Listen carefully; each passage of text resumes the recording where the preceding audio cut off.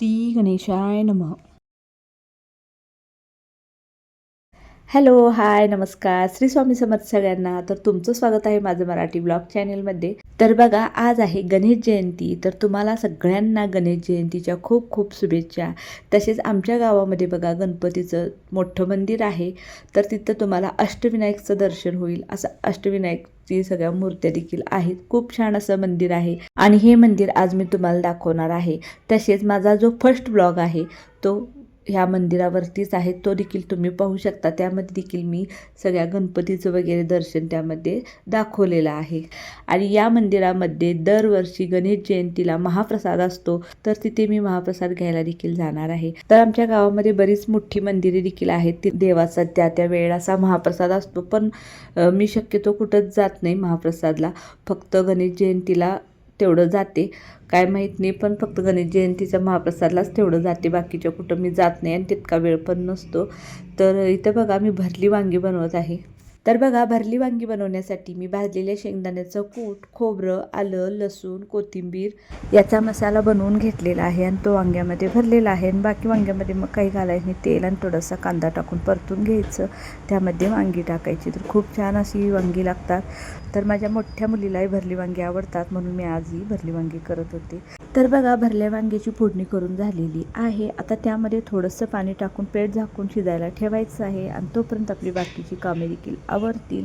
आणि बघा, आता इथे नाश्त्यासाठी मी बनवत आहे पोहे. तर पोह्यामध्ये शेंगदाणे घातल्याशिवाय आमच्या घरामध्ये पोहे कोणालाच आवडत नाहीत. तर शेंगदाणे वगैरे टाकून मी पोहे बनवून घेतले.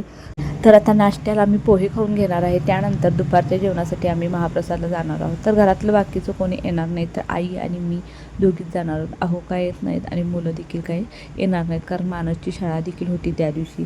तर इथे बघा, मंदिरामध्ये खूप छान अशी पूजा, होम वगैरे सगळं चालू असतं सकाळपासून. तर इथं पूजेची मांडणी देखील खूप छान केलेली आहे. पहिला आम्ही गणपती बाप्पाचं दर्शन घेतलं, त्यानंतर मग जेवणासाठी जाणार होतो.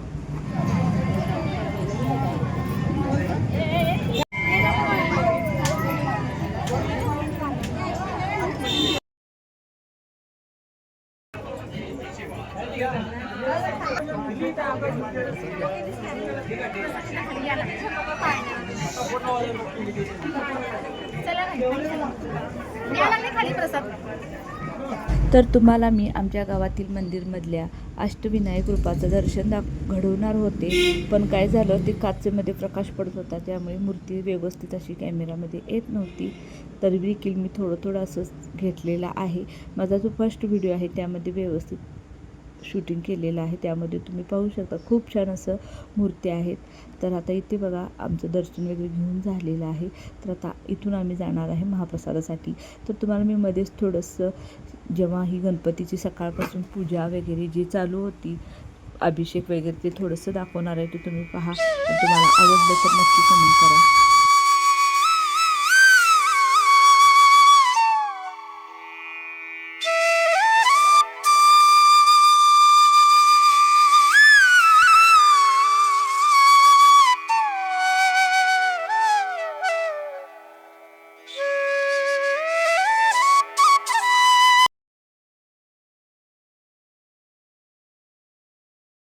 तर इथे बघा, आम्ही महाप्रसाद घेण्यासाठी आलेलो आहोत. तर महाप्रसादामध्ये बघा, गव्हाची खीर असते, मसाले भात, वांग्याची भाजी. तर अशा पद्धतीचा महाप्रसाद असतो. तर तुमच्याकडे देखील अशीच गणेश जयंती साजरी करतात का? मला नक्की कमेंट करून सांगा. आणि व्हिडिओ आवडला असेल तर लाईक, शेअर आणि सबस्क्राईब करायला देखील विसरू नका. व्हिडिओ पूर्ण पाहिल्याबद्दल तुमचे मनापासून धन्यवाद.